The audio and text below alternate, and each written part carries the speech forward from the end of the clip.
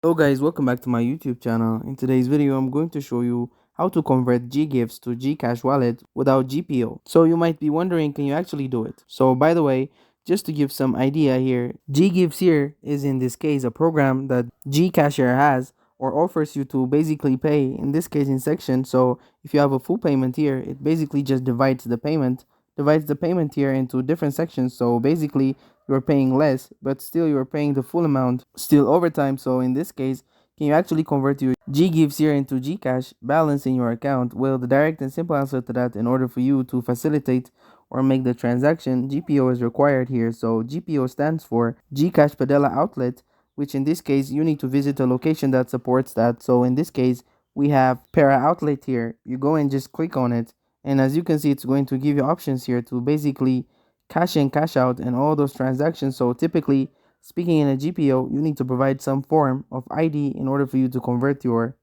GGives into GCash. Now, unfortunately, there's no going around this one. It's a requirement here unless you find something online out there. So some people will actually say or offer you that they can convert your GGives here into your GCash balance.